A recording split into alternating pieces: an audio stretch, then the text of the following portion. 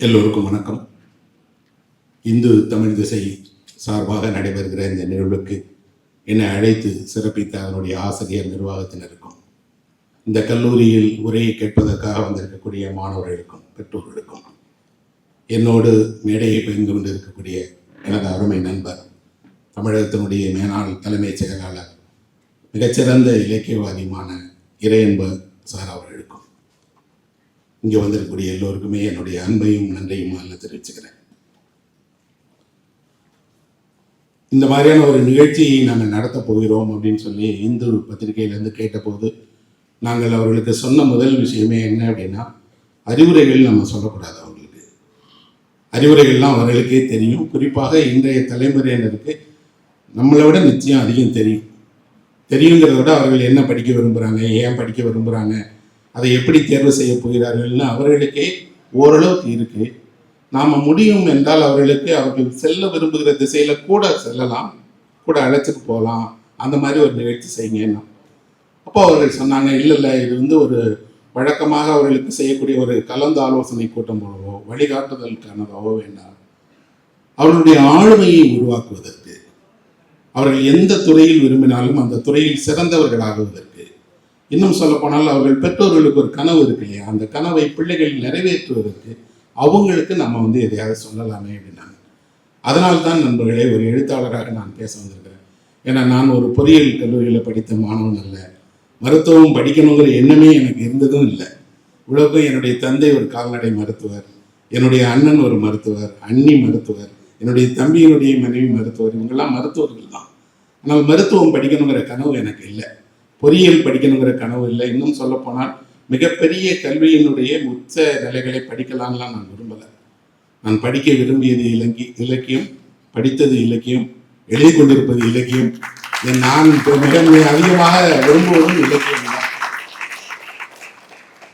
அதனால் நான் இலக்கியத்தை தான் நீங்கள் படிங்கன்னு சொல்லுவேன்னா, எனக்கு அந்த விருப்பம் இருந்தது. என் பெற்றோர்கள் அனுமதித்தாங்க. அதில் எவ்வளோ அதிகம் படிக்க முடியுமோ அவ்வளோ அதிகம் படித்தேன். முனைவர் பட்டம் வரைக்கும் நான் சென்றேன். ஆனால் அந்த முனைவர் பட்டம் பெறுகிற நேரத்தில் எனக்கு ஒரு தயக்கம் இருந்தது. அந்த பட்டத்தை வாங்கி கொண்டால் நான் ஒரு கல்லூரிக்கு சென்று பேராசிரியராக வேலை செய்யணும், அல்லது எங்காவது ஒரு கல்வி நிறுவனத்தில் வேலை செய்யணும். அதற்கு மாறாக இந்த கல்வி எனக்கு கிடைத்திருக்கக்கூடிய ஒரு வாய்ப்பு என்பதை தாண்டி கல்வி இல்லாதவனாக நான் என்ன செய்ய முடியும் அப்படின்னு நினைச்சேன். பட்டம் பெற்றும் என்னுடைய பட்டம்ங்கிறது எனக்கு கிடைத்திருக்கக்கூடிய சந்தர்ப்பம் தான். எழுத்தாளனாக விரும்புவதற்கு எந்த டாக்டரேட்டும் தேவையில்லை. நீங்கள் என்ன படிச்சிருக்கணுங்கிறது முதன்மை இல்லைன்னா என்ன செய்யலாம்னு நான் எல்லா என்னுடைய படிப்புகளையும் என்னுடைய தந்தையிடமே ஒப்படைச்சிட்டேன். ஏன்னா அவர் தானே இதை என்னை படிக்க வைத்தார். நான் வாங்கி எல்லாவற்றையும் அவரிடம் கொடுத்து விட்டு இந்த நகரத்திற்கு வெறும் எஸ் ராமகிருஷ்ணனாக தான் வந்தேன். இப்போ வரைக்கும் என் பேருக்கு பின்னாடி எதுவும் போடவும் மாட்டேன், போட்டுக்கொள்வதில் விருப்பமும் கிடையாது. ஏனென்றால் நிரந்தரமாக எஸ் ராமகிருஷ்ணன் தான் இருக்க போகிறேன். இந்த எஸ் ராமகிருஷ்ணங்கிற எளிய மனிதனால் என்ன செய்ய முடியுமோ அதை தான் செய்ய விரும்பினேன். அதனால் அந்த தகுதியின் அடிப்படையில் தான் உங்ககிட்ட பேசலாம்னு நினைக்கிறேன்.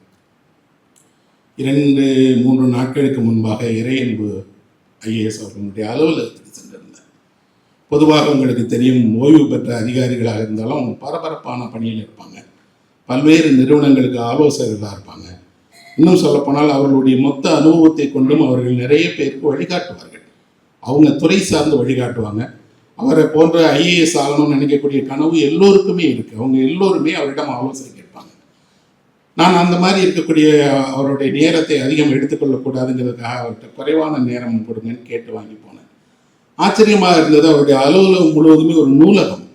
ஒரு நூலகத்துக்குள் தான் அவர் அமர்ந்திருக்கிறார். ஆயிரக்கணக்கான புத்தகங்கள். அந்த அறையில் வேறு எதுவுமே கிடையாது. அந்த அறையில் 4-5 நாற்காலிகள், ஒரு உதவியாளர், முழுக்க புத்தகங்கள்.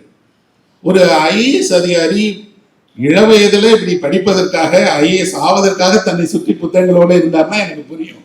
ஓய்வு பெற்ற பிறகும் இவ்வளவு புத்தகங்களோட நாள் முழுக்க படிச்சுட்டே இருக்காரு, எழுதிட்டே இருக்கிறாரு. 1000 பக்கத்தில் இப்போது ஒரு புத்தகம் எழுதியிருக்கிறார். அது எதை பற்றி அப்படின்னா, உங்களை போன்ற மாணவர்கள் என்ன பேசுவது, எப்படி பேசுவதுன்னு 1000 பக்கத்துக்கு புத்தகம் எழுதியிருக்கிறார். அது எனக்கு ஒரு பெரிய உத்வேகத்தை கொடுத்தது. என்ன அப்படின்னா, ஓய்வு பெற்றாலும் உங்களுடைய பணிக்காலம் முடிந்தாலும் உங்கள் அறிவிற்கான தேடுதல்ங்கிறது முடியவே இல்லை. அவர் என்ன படிக்கிறாருன்றதுனால நான் எங்கே போனாலும் ஒருவர் என்ன படிக்கிறாருங்கிறத பார்ப்பேன். அவருடைய நூலகத்தை தொட்டு பார்ப்பேன். அந்த நூல்களை எல்லாம் கையில் எடுத்து புரட்டி பார்க்க விரும்புவேன்.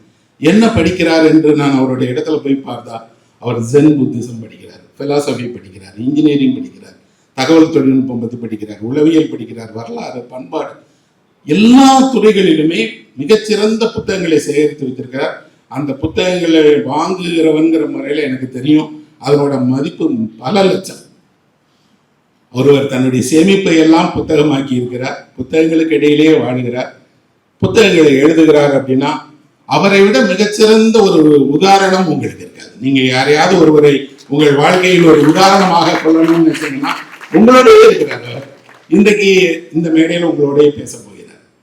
அப்போ நம்மோட வழிகாட்டிகள் எங்கோ இல்லை, நம்மளோட ஆதர்சங்கள் எங்கேயோ இல்லை. அவருடைய ஒரு தந்தை ஒரு எளிய குடும்பத்திலிருந்து உருவாகி வந்தவர். 2 பேர் அவங்க வீட்டில் ஐஏஎஸ் ஆகிருக்கிறாங்க. திருப்புகழ் அப்படின்னு இவருடைய சகோதரர் டெல்லியில் ஐஏஎஸ் ஆஃபீஸராக இருந்த மிகப்பெரிய ஐஏஎஸ் ஆஃபீஸர். ஒரு எளிய குடும்பத்திலிருந்து பிறந்து வளர்ந்து கல்வியாலேயே எதையும் சாதிக்க முடியுங்கிறதுக்கு அவர்களோட உதாரணம்னா நம்மள யார் வேணாலும் சாதிக்கலாம், யார் வேணாலும் அந்த இடத்தை பெறலாம். எந்த பெற்றோருமே அந்த கனவை பிள்ளைகள் வழியாக சாத்தியப்படுத்தலாம் தான். அப்போ இந்த கனவுகள் எங்கிருந்து உருவாகுது? நாம நிறைய மாணவர்கள், நான் ஒரு கிராமப்புறத்திலிருந்து வந்தவன். என்னுடைய ஊர் மல்லாங்கிணர்னு ஒரு சின்ன கிராமம். அது அந்த கிராமத்தினுடைய நூலகத்துக்கு போகும்போது நூலகத்தை கேட்பேன். நம்ம வரைபடத்துல எல்லாம் எங்கள் ஊர் பேரே இருக்காது. தமிழக வரைபடத்தில் பார்த்தீங்கன்னா எங்கள் ஊர் இருக்காது. நான் கேட்கும்போது நூலகர் சொல்வார், என்ன இருக்கு, எப்படி அது வரைபடத்தில் இடம் வரும்? ஏதாவது ஒரு சிறப்பு இருந்தால் அந்த சிறப்புக்காக அந்த ஊர் பெயர் வரைபடத்தில் இருக்கும், அல்லது புகழ்பெற்றவர்கள் யாராவது அந்த ஊரில் வசித்திருந்தாலோ பிறந்திருந்தாலோ இருக்கும். வரைபடத்தில் ஒரு ஊர் இடம் பெற வேண்டும் என்றால் அந்த ஊருக்கு ஏதாவது சிறப்பு, ஊரில் இருந்தவர்களுக்கு சிறப்பு, அல்லது அவர்கள் செய்த காரியங்களுடைய சிறப்பாக தானே இடம்பெறும்னு சொன்னார். எனக்கு அந்த வயதிலிருந்தே ஆசை என்னன்னா, எப்படியாவது எங்கள் ஊர் அந்த வரைபடத்தில் இடம்பெறணும். என்ன செய்யலாம்? இன்றைக்கு அந்த ஊர் வரைபடத்தில் அல்ல, உலகத்தினுடைய எந்த எழுத்தாளர்கள் பற்றிய பெயர் பட்டியல் எடுத்தாலும் அது இங்கே ஊர் இருக்கு. நான் ஒருவர் மட்டும் வந்தா அந்த ஊர் இல்லை, என்னை விட மிகச்சிறப்பான 2 அந்த ஊர்ல இருந்தே வந்திருக்கிறாங்க. ஒருவர் இந்த தென் சென்னையினுடைய பாராளுமன்ற உறுப்பினர் தமிழிசை தங்கபாண்டியன், அவர் எங்க ஊருக்காரங்க, என்னுடைய அடுத்த வீட்டுக்காரர். அவருடைய சகோதரராக இருக்கக்கூடிய தங்கம் தென்னரசு தான் தமிழகத்தினுடைய நிதியமைச்சராக இருக்கிறார். ஒரு சின்ன கிராமத்திலிருந்து 3 பேர், பக்கத்துல வீட்டில் இருக்கக்கூடிய 3 பேர் அந்த ஊர்ல இருந்து வந்து படிச்சு சென்னைக்கு வந்து, சென்னை நகரத்துல இன்னைக்கு இவ்வளவு பெரிய இடம் இருந்திருக்கிறோம்னா எங்களோட வெற்றின்னு மட்டும் சொல்ல மாட்டோம், எங்கள் ஊர் கண்ட கனவை நாங்கள் சாத்தியப்படுத்தியிருக்கிறோம். எங்கள் வழியாக எங்கள் ஊர் வரைபடத்தில் இடம்பெற்றிருக்குது. எல்லா முக்கியமான ஆவணங்களிலும் ஊர் இடம்பெற்றிருக்கு. அப்படின்னா நீங்கள் வெற்றி பெறுவது உங்களுடைய வெற்றி மட்டுமல்ல, உங்கள் பெற்றோர்களுடைய வெற்றி, உங்கள் ஊரினுடைய வெற்றி. பல நேரங்களில் அந்த ஊரில் இருக்கக்கூடிய யாரோ ஒருவருக்கு ஒரு உத்வேகம் கிடைக்கும். என்ன அப்படின்னா, நாமளும் அதே போல போய் வெற்றி அடையலாம். எப்போவோ அவங்க போய் ஜெயிக்கலையா, நம்ம இப்போ போகலாமே அப்படிங்கிறதுக்கு அது ஒரு துவக்க புள்ளியாக இருக்கும். 1888 ஆண்டு மும்பையிலிருந்து ஒரு கப்பல் லண்டனுக்கு போனது. இந்த கப்பலில் லண்டனில் போய் படிக்கிறதுக்காக ஒரு 19 வயது பையனும் போனான். அவனுடைய பெற்றோர்கள் ஒரு எளிமையான பெற்றோர்கள். அவனை படம் அனுப்பி படிக்க வைக்கிறதுக்கே அவர்கிட்ட வசதி இல்லை. அவர்கள் அங்கங்கே பணம் கேட்டு வாங்கி அவனை லண்டனுக்கு அனுப்புனாங்க. அவனுக்கு லண்டனில் இருக்கக்கூடிய ஒரு பெரிய கல்லூரியில் இடம் கிடைச்சிருச்சு. படிப்பதற்கான அனுமதியும் வாங்கிட்டான். ஆனால் முதல் முறையாக லண்டனுக்கு போகிறான். வீட்டிலேருந்து யாரும் துணைக்கு வரல. அப்போ அவன் 18 நாட்கள் கப்பலில் போகணும். இன்னைக்கு இங்கேருந்து நீங்கள் லண்டனுக்கு போகிறதா இருந்தால் 8 மணி நேரம் 10 மணி நேரம் விமானத்தில் போயிடலாம். அப்போ 18 நாட்கள் நீங்கள் கடலில் கப்பலில் போகணும். கப்பல் முழுக்க இருக்கக்கூடியவங்கெல்லாம் வெள்ளைக்காரங்க. அவங்க பேசுகிற ஆங்கிலம் எல்லாம் நுனிநாக்கு ஆங்கிலம். ஆனால் இந்த பையனுக்கு கல்லூரியில் போய் சேர்ற அளவுக்கு ஆங்கிலம் இருக்கு. அந்த கல்லூரியில் அனுமதி வாங்குற அளவுக்கு பரீட்சை எழுதுகிற திறன் இருக்கு. ஆனால் ஆங்கிலத்தில் பேச தெரியல. ஆங்கிலத்தில் பேச தெரியலங்கிறதோட வெளியே வந்தால் யாராவது ஒரு பிரிட்டிஷ்காரன் ஏதாவது கேட்டால் என்ன சொல்றது, தப்பா சொல்லிட்டான். சாப்பிட்ற இடையில போய் உட்கார்ந்து சாப்பிட போகும்போது யாராவது பக்கத்தில் என்ன வேணும்னு கேட்டான். அவருக்கு தனக்கு என்ன வேணும் என்பதை சொல்ல தெரியல, மற்றவர்களோடு உரையாட தெரியல. ஆனால் அவர் படிக்க விரும்புகிற படிப்போ லண்டனில் இருக்கு. அங்கே எல்லாருக்கும் ஆங்கிலம் தான் தெரியும். எப்படி படிக்க போறோம்னு தெரியல. அறையிலேயே முடங்கி கிடக்கிறாரு, வெளியவே வரமாட்டாரு. எல்லாரும் சாப்பிட்டு போன பிறகு தனியாக வந்து கிடைக்கிற ரொட்டியை சாப்பிட்டுட்டு அறைக்குள்ளாடியே முடங்கி கிடப்பார். அவரை போலவே இருக்கக்கூடிய இன்னும் 2-3 பேரை பார்க்கும்போது அவர்களுக்கு தெரிந்த ஆங்கிலத்துல எல்லாம் பேசுறாங்க. இவருக்கு அப்படி பேச தெரியல. அப்போ இவரை அழைச்சி கேட்டார், ஏன்பா அப்பவும் அறையிலேயே முடங்கி கிடக்குறிய, வெளியே வரமாட்டியா அப்படின்னு. அவர் சொன்னார், எனக்கு பயமா இருக்கு, படிக்கிறதுக்கெல்லாம் தைரியம் இருக்கு, ஆனா பேச தெரியல. நீ ஆங்கிலம் தான் பரீட்சை எழுதியிருப்பேல. பரீட்சை எழுதுனேன், அந்த கல்லூரியில் அனுமதி கேட்டு கடிதம் எழுதுனதுக்கு ஆங்கிலம் உனக்கு தெரிஞ்சிருக்கல, தெரியும், நான் பேச வர மாட்டேங்குது. இவர்கள் எவ்வளவு அழகாக ஆங்கிலம் பேசுறாங்க, எவ்வளவு நுனிநாக்கில் பேசுறாங்க, எனக்கு அப்படி பேச தெரியலையேன்னப்போ அவர் சொன்னார், இதெல்லாம் ஒரு பிரச்சனையே இல்லைப்பா, உனக்கு என்ன தேவையோ அதை உனக்கு தெரிந்த விதத்துல கேளு. உனக்கு ஒரு டம்ளர் தண்ணீர் வேணும்னு நினைக்கிறியா, அந்த தண்ணீர் வேணும்னு கேளு, அதை அவருக்கு புரிந்தால் போதும். ஆங்கிலத்துல இலக்கண ரீதியாக சரியாக கேட்கணும்லாம் அவசியம் இல்லை. உனக்கு எப்படி கேட்பதோ இல்லை அப்படி கேட்டு அவங்க என்ன கேவலமா பேசிட்டாங்கன்னா, என்ன மோசமா நடத்திட்டாங்கன்னா, என்ன நடத்தினா என்ன 2வது தடவை திருத்திக்கோ. நீ இல்லைன்னா அவங்கள்ட்ட கேளு, இதை எப்படி கேட்கணும்னு கேளு, அவங்க சொல்லி தருவாங்கல்ல, அல்லது யாராவது பேசுறத பாரு அப்படிங்கிறாரு. அவருக்கு அந்த தயக்கம் போக மாட்டேங்குது. ஆனால் அப்பப்போ ஒருவாரு யாராவது இடையில அவர்கிட்ட ஒரு வார்த்தை 2 வார்த்தை கேட்டா பதில் சொல்வதற்கு நாக்கு எழும், ஆனா சொல்ல வராது, அரைக்கு ஓடிக்குவார். 18 நாட்களுமே இந்த அவஸ்தை. கப்பல்ல போய் இறங்குறார். இறங்கின உடனே அவர் தங்கியிருக்க வேண்டிய அறைக்கு போகணும். அங்கே எல்லாமே ஆங்கிலேயர்கள். அங்கே இருக்கக்கூடிய விடுதியை நடத்துறவங்கல இருந்து நீங்க படிக்க போற ஆசிரியர்கள் வரைக்கும் அத்தனை பேரும். என்ன செய்வதுன்னு தெரியல. ஆனால் அந்த அவரோட பயணம் செய்தவர் சொன்னார் இல்லையா, உனக்கு என்ன தெரிகிறதோ அதை வைத்துக்கொண்டு அதே மாதிரி பேசு, அரைகுறை ஆங்கிலம் தவறே இல்லை, திருத்தி கொள்ளலாம் அப்படின்னு சொன்னது இவருக்கு ஒரு சின்ன உத்வேகத்தை கொடுத்தது. கொஞ்சம் கொஞ்சமாக சின்ன சின்ன வாக்கியங்களாக பேச தொடங்கினார். சின்ன சின்ன வாக்கியங்களாக கற்றுக்கொண்டார். அந்த கல்லூரியில் போய் சேர்ந்தார், படித்தார். கல்லூரி படிப்பை முடிச்சுட்டு திரும்பி வந்தார். வேறு வேறு வேலைகள் பார்த்தார். அதுக்கப்புறம் அவர் ஒரு முறை இதே சென்னை நகரத்துக்கு வந்தார். சென்னை நகரத்துக்கு வந்து இறங்கும் போது சென்னை நகரத்தினுடைய ரயில் நிலையமே திரண்டு வந்து அவருக்காக காத்திருந்தது. இறங்கிய உடனே அவர் எந்த மொழியில அவர்கிட்ட பேசுறது, தன்னுடைய சொந்த பாஷையிலையா, சென்னை மக்கள்கிட்ட தமிழ்லையா, ஆங்கிலத்திலையான்னு பேசணும்னு தெரியல. ஆனால் ஆங்கிலத்தில் ஒரு அழகான சொற்றொடரோட, சகோதரர்களே உங்களை சந்திப்பதில் நான் மகிழ்ச்சி அடைகிறேன் அப்படின்னு சொல்லி இந்த ஊர்ல காலடி வைத்தார். அவர்தான் மகாத்மா காந்தி. அந்த லண்டன்ல சீட் கிடைத்து 19 வயசுல ஒரு வார்த்தை கூட ஆங்கிலம் தெரியாமல் லண்டனுக்கு போய் திரும்பி வந்தார் இல்லையா, அவர்தான் நண்பர்களே இந்தியாவினுடைய தந்தையாக இருந்த மகாத்மா காந்தி. ஆங்கிலம் தெரியாது என்பது உங்களோட பிரச்சனை, என்னோட பிரச்சனை அல்ல. 100 வருஷமா ஆங்கிலம் தெரியாததாலேயே ஒருவர் இருந்தார். அதை பற்றி தாண்டி போய் இங்கிலாந்துல படித்து, அதுவும் எங்கே படித்தார் காந்தி, இன்னர் டெம்பிள் அப்படின்னு சொல்லி ஒரு கல்லூரியில படித்தார். அங்கே சட்டம் பயில்வதற்கு 5 கல்லூரிகள் இருக்கு. 5 கல்லூரிகளும் கல்லூரிகள் அல்ல, அது ஒரு வகையில் ஒரு கோச்சிங் சென்டர் மாதிரி, ட்ரைனிங் சென்டர் மாதிரின்னு வச்சுக்கலாம். அங்கே நீங்கள் பதிவு செய்தால் ஒரு பரீட்சை எழுதுவதற்கு உங்களை தயார்படுத்துவாங்க. அந்த பரீட்சை எழுதுகிற 5 மையங்கள் இருக்கு இல்லையா, 5 மையங்கள்ல இன்னர் டெம்பிள்னு சொல்லப்படக்கூடிய அந்த மையத்தினால் கட்டணம் அதிகம் செலுத்த வேண்டிய மையம். அதே கல்லூரியில அதை விட வேற இடத்துல நீங்க படிச்சீங்கன்னா இவ்வளவு கட்டணம் செலுத்தி படிக்க வேண்டாம். லத்தீன் மொழி படிக்கணும், கிரேக்கம் படிக்கணும், தத்துவம் படிக்கணும், ஆங்கிலம் படிக்கணும், சட்டமும் படிக்கணும். ரோமானிய சட்டங்கள்ல இருந்து பிரிட்டிஷ் சட்டங்கள்ல இருந்து எல்லா சட்டங்களும் படிக்கணும். நீங்க இந்த பரீட்சைக்கு உங்களை தயார்படுத்துறது தான் அந்த கல்லூரியினுடைய வேலை. எனக்கு ஆச்சரியமா இருந்தது, ஒரு சின்ன குஜராத்தி குடும்பம், தந்தை வசதியானவர் இல்லை, ஆனா பிள்ளைய லண்டனுக்கு அனுப்பி படிக்க வைக்கணும்னு நினைக்கிறாரு. அப்படின்னா நாம என்ன நினைப்போம், எந்த கல்லூரியில பணம் குறைவா இருக்கோ அங்கதானே அனுப்பணும்னு நினைப்போம். ஆனா அந்த பெற்றோர்கள் அப்படி நினைக்கல. எந்த கல்லூரியில் மிக அதிக கட்டணமோ அங்கே சேர்ந்து படி. உன்னோடு படிப்பவர்கள் எல்லாம் யாரு, ராஜா வீட்டு பிள்ளைங்க, ஜமீன்தார் வீட்டு பிள்ளைங்க, மிக வசதியான பிரபுக்களுடைய வீட்டு பிள்ளைங்க. ஆனால் அந்த கல்வி உனக்கும் கிடைக்கட்டும், பணம் பரவாயில்ல, கடன் தானே வாங்குறோம், வாங்கியாவது உன்னை நல்லா படிக்க வைக்கலாம். அந்த காலத்திலிருந்து இந்த காலம் வரை பெற்றோர்கள் எப்போதுமே பிள்ளைகளுக்கு மிகச் சிறந்ததை வழங்கணும்னு விரும்புறாங்க. அதுக்கு எவ்வளவு கடன் ஆனாலும் பரவாயில்ல, ஐஐடியில படிக்கிறியா படி, ஐஐஎம்ல படிக்கிறியா படி, அண்ணா யூனிவர்சிட்டியில படிக்கிறியா படி. அப்போ அந்த பிள்ளைங்களுக்கு எவ்வளவு செலவானாலும் பெற்றோர்கள் அவங்க கடன் தான் வாங்குறாங்க, கையிருப்பையெல்லாம் செலவு பண்ணல. ஆனால் படிக்க வைக்கிறாங்க. படிக்க போகிறவரும் அங்க போய் உட்கார்ந்து அவர் படிக்கிறார். படித்தா அங்க எப்படி இருக்கும்னா, வகுப்பறை நேரம் தவிர மற்ற நேரங்களை எல்லாம் நூலகத்தில் தான் செலவிடணும். நீங்க தனியாக ஒரு ஆசிரியரை அமர்த்தி கொண்டு நீங்க படிக்கணும்.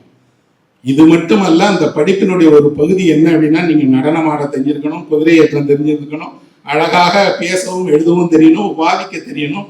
இவ்வளவும் செய்யக்கூடிய ஒருவருக்கு அடிப்படையில் ஒரு பிரச்சனை இருந்தது. அவர் ஒரு சைவ உணவு உண்பவர். அந்த ஊரில் சைவ உணவு கிடைக்காது.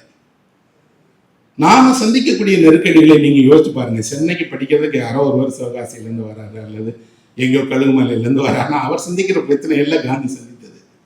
இந்த நகரத்தில் எல்லாமும் கிடைக்கும், நீங்க பேசுறது எல்லாருக்கும் தெரியும்.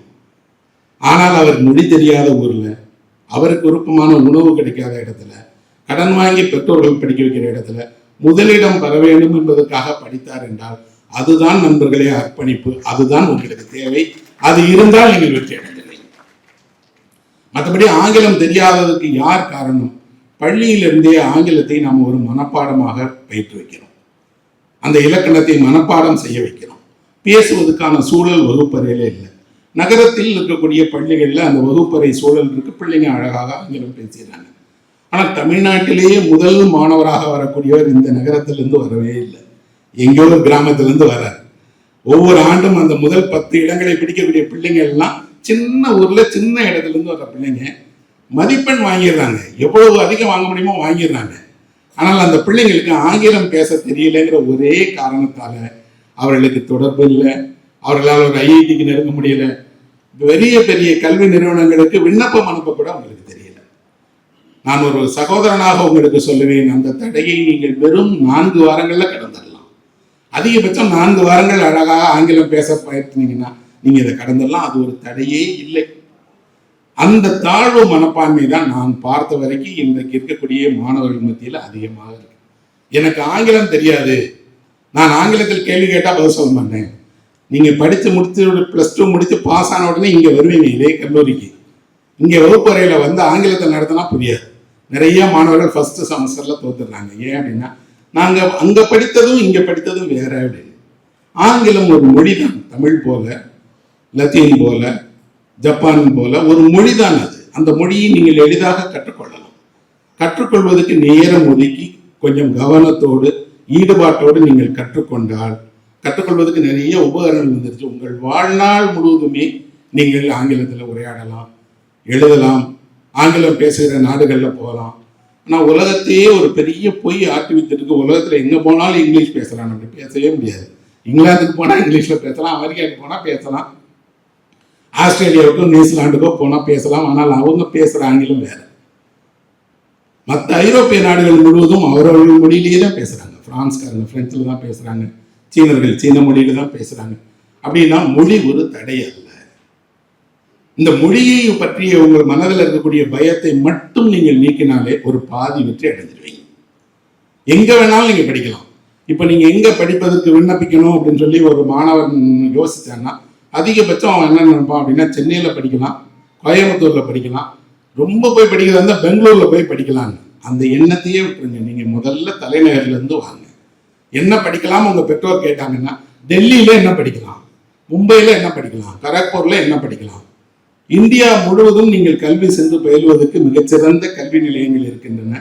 அந்த கல்வி நிலையங்களுக்கு நீங்கள் நேரடியாக ஆங்கிலம் தெரிந்தால், ஆங்கிலத்தில் ஒரு கடிதம் எழுதினால், பரீட்சை எழுதினால் தேர்வு பெற்றுவீங்க.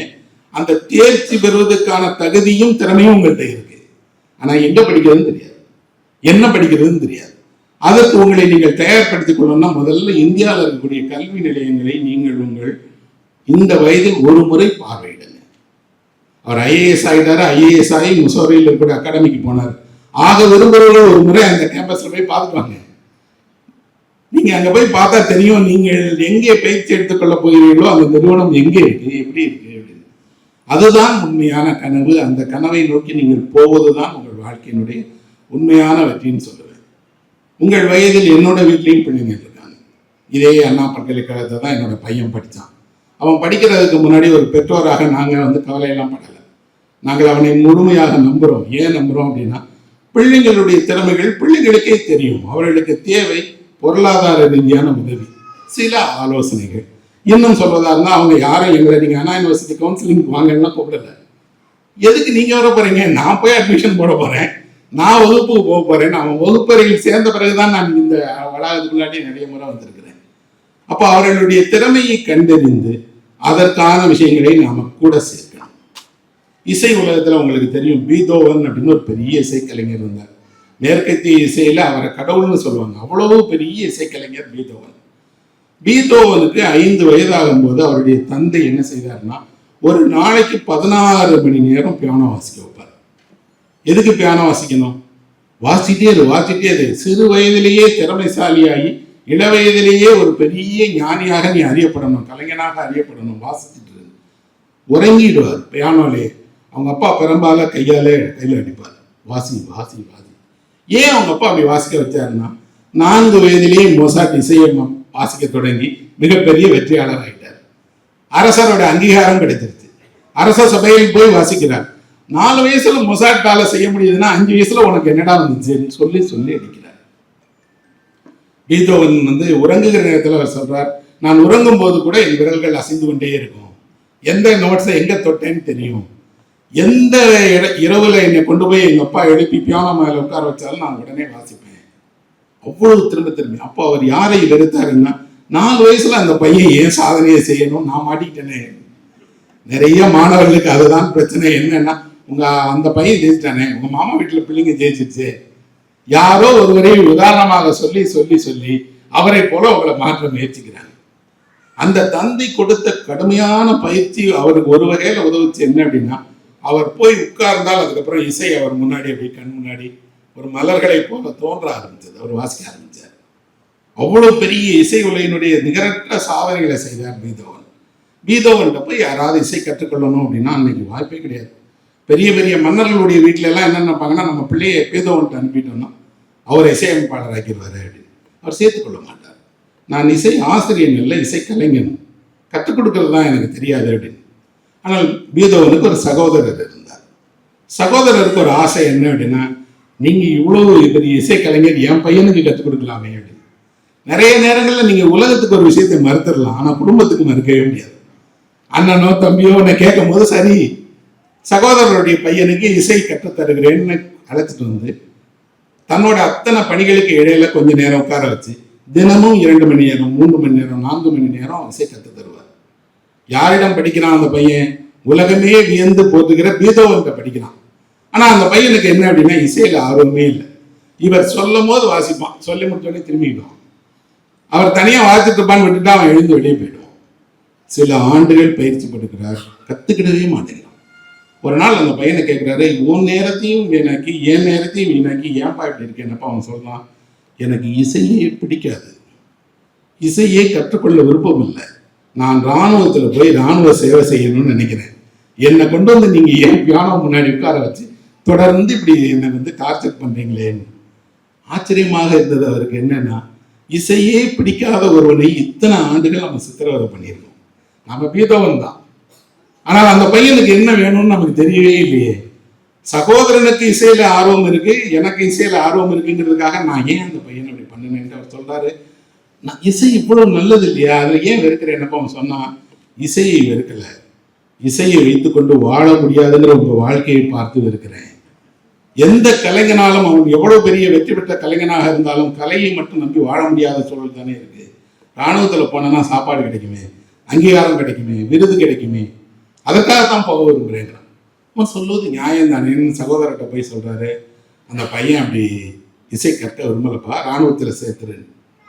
சகோதரன் சொல்றான், எந்த பையன் தான் விரும்புவான், அவன் என்ன ஆகணும்னு நமக்கு தானே தெரியும், இன்னும் கொஞ்சம் பயிற்சி கொடுங்க, இன்னும் கொஞ்சம் தீவிரமாக்குங்க, இன்னும் கொஞ்சம் கடுமையாக அவனை செய்யுங்க, கொஞ்ச நாள்ல சரியாயிடுவான் அப்படின்னு.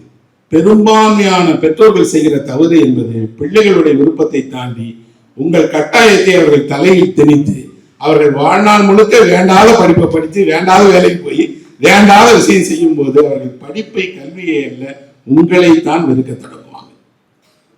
அவர்களுடைய அத்தனை தோல்விகளுக்கும் விருப்பமின்மைக்கும் காரணம் நீங்கள் தான் நினைப்பாங்க. இந்த சகோதரன் அப்படிதான் செஞ்சான். பீத்தோவனுக்கும் சகோதரனுடைய ஆசையும் மீற முடியல. நேரம் கிடைக்கும் போதெல்லாம் கத்துக்க வைப்பாங்க. திரும்ப திரும்ப திரும்ப தன்னை இசையில் இப்படி கட்டாயப்படுத்துகிறார்களேன்னு அந்த பையன் முடிவு பண்ணி ஒரு நாள் வீட்டில் இருக்கக்கூடிய துப்பாக்கியை எடுத்து போய் தனி அறையில் அமர்ந்து துப்பாக்கியால் சுட்டுக் கொண்டான்.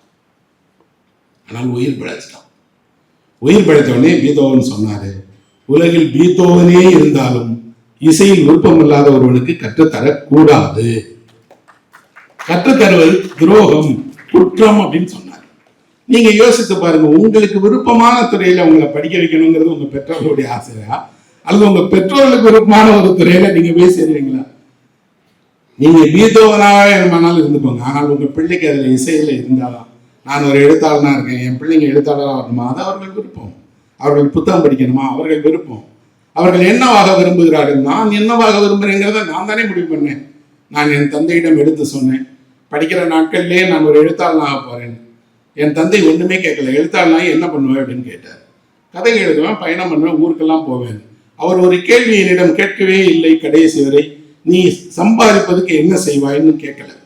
மாறாக அவர் ஒன்று சொன்னார், உனக்கு எப்போவாவது பொருளாதார கஷ்டங்கள் வந்தா என்னிடம் தயங்காம கேளு அப்படின்னு சொன்னார். ஒரு குடும்பம் ஒரு பையனுக்கு தர வேண்டிய முக்கியமான ஆலோசனை என்ன அப்படின்னா, நீ பொருளாதார ரீதியா கஷ்டப்பட்டா எங்கிட்ட வாப்பா, இல்லாவிட்டால் நீ பார்த்துக்கொள். அப்படி சொன்னாருங்கிற ஒரு காரணத்தாலே நான் முடிவு செய்தேன், பொருளாதார காரணங்களை நானே பார்த்துக் கொள்ளணுமே தவிர ஒருபோதும் அவரிடம் கை நீட்டி நிற்க கூடாது. வேறு எல்லா விஷயங்களுக்கும் அவர்கிட்ட கேட்கலாம், பேசலாம். இப்படி ஒருவர் சொல்லலை. அம்மா சொன்னாங்க, சித்தப்பாக்கள் சொன்னாங்க, மாமாக்கள் சொன்னாங்க, நண்பர்கள் சொன்னாங்க. இன்று வரை நான் பெற்றிருக்கக்கூடிய மிகப்பெரிய பேருங்கிறது என்ன அப்படின்னா, எந்த நெருக்கடியின் போதும் நான் என்னுடைய நண்பர்களை தான் நாடுவேன். அந்த நண்பர்கள் எப்படி இருக்கிறாங்க அப்படின்னா, என்ன வேணும் அப்படின்னு கேட்டு முடிக்க முன்னாடி செஞ்சிருவாங்க. ஏன் செய்யறாங்க அப்படின்னா, உலகிலேயே இந்த தலைமுறையினுடைய மாபெரும் சொத்து என்பது நட்பு தான். நட்பை விட மேலாத ஒன்று இந்த சமூகத்திலேயே. அந்த காலத்துல எல்லாம் ஒருவர் நம்மோட நட்பாக பழகினா என்ன செய்வாங்க அப்படின்னா, அவங்களுக்கு பொண்ணு கொடுத்து உறவினர் ஆக்கிடுவாங்க. இல்லைன்னா அவங்க வீட்டுல இருந்து ஒரு பொண்ணு எடுத்து நம்ம வீட்டுக்கு கொண்டு வந்து உறவினர் ஆக்கிடுவாங்க. இன்னைக்கு அதுக்கு நேர் எதிராக இருக்கு அப்படின்னா, இன்னைக்கு அப்பா பையனோடு நட்பாக பழகினாரே ஃப்ரெண்டு மாதிரிங்கன்னு சொல்றான். அம்மா பொண்ணோட நல்லா பழகினான்னா எங்க அம்மாலாம் என் ஃப்ரெண்டுங்க அப்படிங்கிறாங்க. அப்பா அம்மா மாமா சித்தப்பா எல்லாரும் ஃப்ரெண்டானா வாழ்க்கை, இல்லைன்னா இல்லை. அப்படின்னா இன்னைக்கு ஃப்ரெண்ட்ஷிப்னு சொல்லப்படக்கூடிய நட்பு தானே இவ்வளவு பெரிய இருக்கு. இந்த நட்பு உங்களுக்கு இருக்கும்போது நீங்கள் ஏன் உங்க எதிர்காலத்தை பத்தி இவ்வளவு கவலைப்படுறீங்க, பயப்படுறீங்க?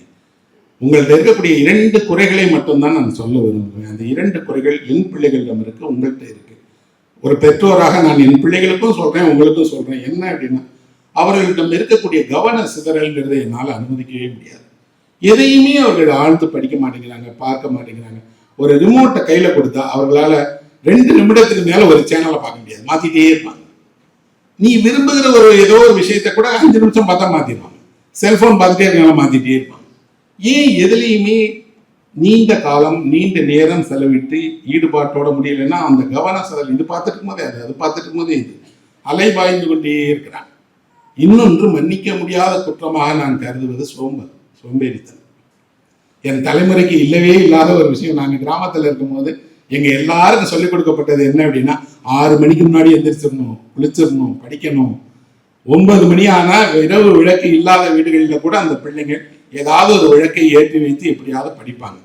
அந்த பெற்றோர்களுக்கு கல்வி இல்லை, ஆனால் பிள்ளைகளுக்கு அவர்கள் படிப்பதற்கு வசதியை செய்து கொடுத்தாங்க. இப்ப கூட நடைபாதையில் வசிக்கிற பிள்ளைங்களை பாருங்க, அவர்கள் நடைபாதையில் இருக்கக்கூடிய விளக்குகளை வச்சுக்கொண்டாவது படிக்கிறாங்க. சோம்பேறித்தனமே இல்லை. இது சோம்பேறித்தனம் தவறான்னு கேட்டால் அதை சோம்பேறித்தனம் கூட சொல்ல முடியாது. பெற்றோர்கள் கொடுக்கிற அதிகபட்சமான செல்லம்னு சொல்லலாம். என்ன சொல்றாங்க, சாப்பிட சொன்னா பிறகு சாப்பிடலாம் அப்படிங்கிறாங்க. பிறகு சாப்பிடுவது என்றால் எப்போ? காலை உணவை பெரும்பாலும் 12 மணிக்கு, மதிய உணவை 4 மணிக்கு, இரவு உணவை ராத்திரி 2 மணிக்கு. அந்த வாழ்க்கை உங்களுக்கு நன்றாக இருக்கு, பிடித்திருக்கிறது, செய்யுங்க. ஆனால் அந்த வாழ்க்கை என்பது ஒரு முறையான வாழ்க்கையா என்றால் இல்லை. உங்க உடலையும் உங்க விருப்பத்தையும் 2மே ஒன்னா சேர்க்க முயற்சித்தீங்கன்னா ஏதாவது ஒண்ணுதான் ஜெயிக்கும், ஒன்று தோற்றும். அதே நேரத்தில் உங்களுக்கு இப்படி இருப்பது தவிர, நானும் என்னுடைய இளமை பருவத்தில் உங்களை போன்றவனாக தான் இருந்தேன். சின்ன சின்ன மீறல்கள் இருந்தது. நாங்கள் இரவு காட்சிக்கு சொல்லாமல் சினிமாவுக்கு போவோம், அல்லது எங்கேயாவது வெளியில் போய் சாப்பிட்டு வந்து சாப்பிடலன்னு போய் சொல்லுவோம். ஆனால் இந்த வாழ்க்கையில் நீங்கள் ஒரு முக்கியமான பருவத்தில் இருக்கும்போது உங்களுக்கு கவனமும் குறைஞ்சு சரியான உணவும் இல்லைன்னா ஒரே நேரத்தில் நீங்கள் 2 இழப்புக்கு உள்ளாகிறீங்க. ஒன்று உடல் ஆரோக்கியம் கெடுது, இன்னொன்று மனம் ஆரோக்கியம் கெடுது. இந்த 2லிருந்து நீங்கள் விடுபட்டால் எல்லா சாதனைகளையும் செய்யலாம். ஒருவேளை நீங்கள் தமிழ்நாட்டுக்கு பதிலாக சிங்கப்பூர்ல பிறந்திருந்தீங்கன்னா நீங்க கட்டாய ராணுவ சேவை செய்தாகணும். உங்க வயதுல தான் ராணுவ சேவை கட்டாயம். அப்போ ஒரு நாடு ஏன் ராணுவ சேவைக்கு உங்களை அனுப்புது அப்படின்னா, ராணுவத்துக்காக இல்லை, பயிற்சியின் வழியாக உடலையும் உள்ளத்தையும் ஒருமைப்படுத்துவதற்கு உங்களை அவங்க உருவாக்குறாங்க. அப்படி செய்தால் என்ன கிடைக்கும்? உடலும் மனமும் ஒரே நேரத்தில் உறுதியல்லாதாக இருந்தால் நீங்கள் எதையுமே செய்யலாம். ஏன்னா நான் நிறைய பயணம் செய்திருக்கேன். பயணத்துல நான் கற்றுக்கொண்ட முக்கியமான பாடமே என்ன அப்படின்னா, உங்கள் உடல் ஆரோக்கியமாக இருந்தால் தான் பயணம் செய்ய முடியும். நீங்க போற இடத்துல எல்லாம் கிடைக்கிற உணவையெல்லாம் சாப்பிட்டுட்டே இருந்தீங்கன்னா 4 நாள் இல்லை 3 நாள்ல திரும்பிடுவீங்க. அப்படி தேடி பார்த்து கிடைத்தவர்கள் நமக்கு வழிகாட்டிகளாக இருக்கிறார்களா என்றால், நான் என்னுடைய இளமை பருவத்தில் அப்படி ஒருவரை வழிகாட்டியாக வைத்திருந்தேன். அவர் பேர் சதீஷ்குமார் அப்படின்னு. அவர் லண்டனில் இருக்கக்கூடிய ஷூமேக்கர் காலேஜில் என்னுடைய நிறுவனராக இருந்தார். இப்போ ஓய்வு பெற்று இருக்கிறார். அவர் இந்த சதீஷ்குமார் அப்படிங்கிறவரும் மேனன் அப்படிங்கக்கூடிய அவருடைய நண்பர்களும் உலகம் முழுவதும் நடந்து சுற்றினார்கள். நம்ம இன்னைக்கு எங்க நடந்து போறோம்? வீட்டுல இருந்து அதிகபட்சம் தெரு முனையில் இருக்கக்கூடிய கடைக்கு நடந்து போக சொன்னாலே பிள்ளைங்க போக மாட்டாங்க. நாமளே வாக்கிங் சொன்னாதான் கிரவுண்டுக்கு போறோம், பார்க்குக்கு போறோம், இல்லைன்னா நடக்கிறதே கிடையாது. ஆனால் இவர் உலகத்தையே நடந்து சுற்றினார். 24 வயதில் அந்த அவங்க 2 பேரும் அவங்க நண்பர்களுக்கு என்ன ஒரு இது வந்ததுன்னா, காந்தியின் மீது ஈடுபாடு வந்தது. காந்தியின் மீதான கொண்ட ஈடுபாட்டால அவங்க 2 பேருமே போய் வினோபாவை சந்திச்சாங்க. சந்தித்து வினோபாவிட்ட கேட்டாங்க, நாங்கள் உலகத்தை சுற்றி வரலான்னு நினைக்கிறோம் அப்படின்னு. ரொம்ப நல்ல விஷயம், ஆனால் சும்மா சுற்றி வராமல் அமைதியின் பொருட்டு நீங்கள் சுற்றி வாங்க, சாந்தத்தையும் சமாதானத்தையும் முதன்மைப்படுத்தி நீங்கள் உங்கள் பயணத்தை மேற்கொள்ளுங்க அப்படின்னா அவங்க 2 பேருமே அந்த பயணத்துக்கு தயாரானாங்க. பயணத்துக்கு தயாராகும் போது அவர் 3 கட்டளைகளை அவருக்கு சொன்னார். என்ன அப்படின்னா, நீங்கள் கையில் காசே இல்லாமல் பயணம் செய்யணும். உங்கள் பாக்கெட்டில் ஒரு காசு கூட வச்சுக்கிடக்கூடாது. வெறுமனாக காசு இல்லாமல் நீங்கள் பயணம் செய்யணும். காசு இல்லாமல் எப்படி போகிறது? அப்போதான் நீங்கள் இன்னொரு மனிதனை நாடுவீங்க, இன்னொரு மனிதன் வழியாக நட்பு பிறக்கும், அந்த மனிதனுடைய உதவியை பெற்று நீங்கள் போகணும். முதல் கட்டளை. 2வது கட்டளை என்ன? நீங்க எங்க போனாலும் ஒரு நாளைக்கு மேல தங்கக்கூடாது. ஒருத்தருடைய வீட்டுக்கு போனீங்கன்னா ஒரு நாளைக்கு மேல தங்கக்கூடாது, ஒரே ஒரு நாள் தான் தங்கணும். 3வது, நீங்கள் செல்லும் இடத்துல எல்லாம் புதிய புதிய நண்பர்களோடு பழகி புதிய புதிய இடங்களை நீங்க நேசிக்கணும், சமாதானத்தை காந்தியை சொல்லணும் அப்படின்னு. இவங்க 2 பேரும் இந்தியாவிலேருந்து நடந்து போக தொடங்கும் போது காந்தி சமாதியில் போய் வணங்கி, நாங்கள் உலகத்தை நடந்து பார்க்க போகிறோம் அப்படின்னு சொல்லிட்டு கிளம்பினாங்க. பத்திரிகையாளர்கள்லாம் என்கிட்ட கேட்டாங்க, பைத்தியக்காரத்தனமா இருக்கு, நடந்து எப்படிங்க போவீங்க? ஒவ்வொரு நாட்டுக்கும் விசா வேணும், அந்த நாடு அனுமதிக்கணும், இடையில தண்ணீர் இருக்கு அப்படின்னப்போ அவர் சொன்னார், தேவைப்படுகிற இடங்கள்ல படகுல போயிடுவோம், தேவைப்படுகிற இடங்கள்ல ஏதாவது சிறு வாகனங்களை பயன்படுத்துவோம், முதன்மையாக நடந்து போகணுங்கிறது தான் எங்களுடைய நோக்கம். சரி, அப்படி நடந்து போய் என்ன செய்வீங்க? அதான் சொன்னேன், சமாதானத்தை உலக அகிம்சையை வலியுறுத்துறதுக்காக போறோம் அப்படின்னு. நீங்க பாகிஸ்தானுக்குள்ள போங்க, அப்போ உங்களுக்கு தெரியும்னு சொன்னாங்க. ஏனென்றால் இந்தியா பாகிஸ்தான் பிரிந்திருந்தது, பாகிஸ்தான் எதிரி நாடுன்னு நம்ம சொல்றோம். அந்த எதிரி நாட்டுக்குள்ள போனா என்ன நடக்கும்? இவர்கள் தைரியமாக கிளம்பினாங்க. இந்திய எல்லையை கடந்து போகும்போது இவர்கள்ட்ட சொன்னாங்க, 2 சாப்பாடு பொட்டலமாவது கொண்டு போங்க, ஏன்னா அங்க சாப்பாடு கொடுக்காம போயிட்டாங்க, என்ன செய்வாங்க அப்படின்னு. அவர் சொன்னார், அடுத்த மனிதன் மீது நம்பிக்கை இல்லாதவன் தான் தன் சொந்த சாப்பாட்டை எங்க வேணாலும் கொண்டு போவான். எனக்கு அடுத்த மனிதன் மீது நம்பிக்கை இருக்கு, நான் போகிறேன். ஒரே ஒரு விஷயம், நீங்க இதை நாளிதழில் இப்படி ஒருத்தர் பயணம் செய்யறாருன்னு போட்டீங்கன்னா அந்த செய்தி எங்களுக்கு உதவும். பத்திரிகைகள் எவ்வளவு முதன்மையானதுக்கு இது ஒரு உதாரணம். அந்த செய்தியை மட்டும் நீங்க பேப்பர்ல போடுங்க, எங்க போனாலும் நாங்கள் அந்த பேப்பரை காட்டிக்கணும்னு செய்தி வெளியிட்டாங்க. 2 இளைஞர்கள் இந்தியாவிலிருந்து உலக சமாதானத்துக்கு நடக்கிறாங்க அப்படின்னு போட்டோவோட இவர் பாகிஸ்தான் எல்லைக்குள்ள போறாரு. அந்த எல்லையில் விசாரிக்கிறாங்க. விசாரிச்சுட்டு சமாதானத்துக்காக தான் நடக்கிறீங்க, உடனே ஸ்டாம்ப் பண்ணி உடனே கையில கொடுத்துட்டாங்க. அவர் உள்ள போங்க அப்படின்னு. இவர் உள்ளே நடந்து போன உடனே ஒரு பள்ளி ஆசிரியர் எதிர வர்றார். அவர் வந்து இவங்களை பார்த்து கேட்கிறாரு, நீங்க தானே சதீஷ்குமார், நீங்க தானே மேனன், நீங்க வாங்க என் கூட சைக்கிள்ல, அந்த செய்தியை படித்தேன், இன்று என்னோட விருந்தினரா வந்து தங்குங்க அப்படிங்கிறாங்க. நான் ஏன் பள்ளி ஆசிரியர்களை எப்போதும் மதிக்கிறேன் என்றால், எல்லா புதிய விஷயங்களையுமே பள்ளி ஆசிரியர்கள் தான் முதல்ல வரவேற்பாங்க, முதல்ல அவங்க ஆதரிப்பாங்க, அவர்கள் வழிகாட்டியாக இருப்பாங்க. இவர் சொல்றாரு, எதிரியினுடைய நாடுன்னு நான் நம்பினா, அங்க ஒரு பள்ளி ஆசிரியர் வந்து சகோதரனை வாங்கன்னு சொல்லி அழைச்சிட்டு போய் வீட்டுல சாப்பாடு கொடுத்து வச்சிருக்காரு. எப்படி இருக்கு பாருங்க உலகம். இதை பற்றி வெளியே என்ன மெம்பா இருக்கு, எதிரி போனா கொன்றுவான், அப்படி உண்மை இல்லையே. அவர் நடந்து போகிறார், அவர் வீட்டுல தங்குகிறார். அவர் சொல்றாரு, பயணம் முழுவதும் உங்களுக்கு தேவையான எல்லா வசதிகளையும் நானே செஞ்சு தந்துட முடியும், ஆனா உங்க விதிகளை பார்த்தேன், இரவு தங்குங்க, காலையில நானே போறேன், எந்த வழியா போக விரும்புறீங்கன்னப்போ சொல்றாரு, நாங்க ஆப்கானிஸ்தானுக்கு போகணும், ரஷ்யாவுக்கு போகணும், ரஷ்யாவிலேருந்து திரும்பி வரணும். அப்படி ஒரு பெரிய பயணத்திட்ட வரைபடத்தை காட்டுறாங்க. அவர் தங்க வைக்கிறார். அன்றைக்கு சதீஷ்குமார் டைரியில் எழுதுகிறார், உலகத்தில் எங்கேயே போனாலும் நாம் யாரோ ஒரு புதியவரை அந்நியராக நினைக்கிறோம், அவர் அந்நியரே இல்லை, நம் சகோதரர் வெளியே இருக்கிறார், நாம் ஒரு புதிய சகோதரனைத்தான் நாம் அங்கே சந்திக்கிறோம் அப்படின்னா, ஒரு புதிய சகோதரன் உலகம் பூரா இருக்கிறாங்க. அந்த சகோதரனை நீங்க எங்க வேணாலும் சந்திக்கலாம். அவர் சந்திக்கிறார், அடுத்தடுத்த ஊருக்கு போறார். நாம வரலாற்றுல படிச்சிருப்போம், கைபர் கணவாய், போலன் கணவாய், கைபர் கணவாயின் வழியாகத்தான் படையெடுத்தார்கள் ஆரியர்கள்லாம். அந்த கைபர் பாசை கடந்து போறாங்க. ஒரு கார் இவங்களை கடந்து போகுது. அந்த கார்ல இருந்த ஒருத்தர் நிறுத்தி, கார்ல ஏறி உங்க கொண்டு போய் விட்டுறீங்க, இல்லை நடைப்பயணம் தான் போகணும். இல்லைங்க, உங்களை போற வரைக்கும் கார்ல விட்டுறேன்ட்டு எங்க போறீங்கன்னு கேட்கிறாரு. அவர்கிட்ட எப்படி சொல்றதுன்னு தெரியாம இவங்க சொல்றாங்க, அமெரிக்காவுக்கு போயிட்டு இருக்கிறோம் அப்படின்னு. நடந்து அமெரிக்காக்கா அப்படின்னு. பைத்தியக்கார பசங்களா இருக்கீங்கப்பா, எந்த நாடு நீங்க? இன்னும் இந்தியான்னு அவர் அப்படி சிரிக்கிறார். ஏற்கனவே இந்தியாவை பற்றி உலக நாடுகள்ல இப்படி ஒரு எண்ணம் இருக்கு, அவர்களுக்கெல்லாம் ஒன்றும் தெரியாது. பிற்போக்குவாதிகள், அறியாமையில் இருக்கிறவங்க. எங்க இருக்கு அமெரிக்கா தெரியுமான்னு இவங்க வரைபடத்தை திருப்பி காட்டுறாங்க. எங்க இருக்கு பா, இங்க இருந்து இங்க போறதுக்கு எவ்வளவு நாள் ஆகும், இவ்வளவு வருடங்கள் ஆகும், நடந்து எப்படிப்பா போவீங்கன்னா, இல்லை போயிடுவோன்னு அவர் தன்னுடைய விசிட்டிங் கார்டு கொடுக்குறாரு. நீங்க எப்போவாது அமெரிக்காவுக்கு வந்தீங்கன்னா என்னோட வீட்டுக்கு வாங்க, இதான் என் விசிட்டிங் கார்டு. வாங்கி வச்சுக்கிறாங்க. நடக்கிறாங்க. ரஷ்யாக்குள்ள நடந்து போறாங்க. ஒரு தேயிலை தோட்டத்தை கடந்து போகும்போது அங்க இருந்த பெண்கள் இவங்களை அழைச்சு எங்க கூட தேநீர் குடிங்கன்னு சொல்லி தேநீர் கொடுத்துட்டு 3 தேயிலை பொட்டணங்களை அவங்ககிட்ட கொடுக்குறாங்க. இவங்க கேட்குறாரு, நாங்கள் என்ன ஊருக்கு எடுத்துட்டு போவா? இல்லை, இந்த தேயிலை பொட்டணத்தை நீங்கள் அழிக்க யாருக்கு அளிக்கணும்னா, ஒன்றை அமெரிக்காவினுடைய ஜனாதிபதிக்கு கொடுக்கணும், இன்னொன்று யாருக்கு? பிரான்ஸ் நாட்டினுடைய ஜனாதிபதிக்கு கொடுக்கணும், இன்னொன்று யாருக்கு? இங்கிலாந்தினுடைய பிரதமருக்கு கொடுக்கணும். ஏங்க அவங்களுக்கெல்லாம் கொண்டு போய் டீ பேக்கெட் கொடுக்கறது தான் எங்கள் வேலையானப்போ அந்த தேயிலை தோட்டத்தில் வேலை பார்த்த பெண் சொன்னார், இவங்க 3 பேர்கிட்டையும் அணு ஆயுதம் இருக்கு, அணு ஆயுதத்தை பயன்படுத்துறதுக்கு முன்னாடி ஒரு கோப்பை தேநீர் குடித்தால் அந்த எண்ணமே வராது, அந்த சமாதானத்தின் போது இந்த டீ பேக்கெட்டை கொடுங்க. ஒரு சாமானிய மனிதனுக்கு உலகத்தில் சமாதானத்தை நிறுத்துவதற்கு என்ன தன்மை? ஒரு கோப்பை தேநீர் தான். ஒரு கோப்பை தேநீர் கொடுத்தா போதும்னு நினைக்கிறாங்க. இவர் வாங்கிட்டு சொல்றாரு, கட்டாயம் என் பயணத்தில் இதை ஒப்படைப்பேன்னு ஒப்படைத்தார். இவர்களை சந்தித்தார், ஒப்படைத்தார். அதை விட வேடிக்கை என்னன்னா, இவங்க நடந்தே போய் 2.5 ஆண்டுகளுக்குள்ளாடி உலகத்தை சுத்தி வந்தாங்க. வரும்போது அமெரிக்காவுக்கு போனாங்க. அமெரிக்காவில் போய் அந்த வழியில பார்த்த ஒருத்தர் விசிட்டிங் கார்டு கொடுத்தாரு இல்லையா, அவர் வீட்டு காலிங் பெல் அடிச்சாங்க. அவர் திறந்து பார்த்து, யார்ப்பா நீங்கன்னு கேட்டார். கைபர் பாஸ் வழியாக அவங்க நடந்து வரும்போது எங்களை நிறுத்து கார்டு கொடுத்தீங்களே, நாங்க தான் அப்படின்னு. நடந்தே அமெரிக்காவுக்கு வந்துட்டீங்களான்னு கேட்டார். ஆமா அப்படின்னு. அவர் அழைச்சிட்டு போய் இவர்களுக்கு விருந்து கொடுத்து அமெரிக்காவினுடைய செனட் சபையில அறிமுகப்படுத்தி இவர்களை பாராட்டும் போது சொன்னார், இது போன்ற சாதனைகளை இந்தியர்களால் தான் செய்ய முடியும். இந்தியர்களுடைய மன துணிச்சல் தான் நடந்தே உலகை வெல்ல முடியும் என்பதற்கு ஒரு அடையாளம். இந்த 2 இளைஞர்களை பார்க்கும் போது நான் நினைச்சேன், இவங்க பாதியிலேயே தோத்து திரும்பிடுவாங்கன்னு. என்னோட இடத்துக்கு வந்து என்னோட காரை வாங்கி வந்திருக்காங்க அப்படின்னா எதையுமே இளைஞர்களால் சாதிக்க முடியும் என்பதுக்கு இவங்க உதாரணம்னாங்க.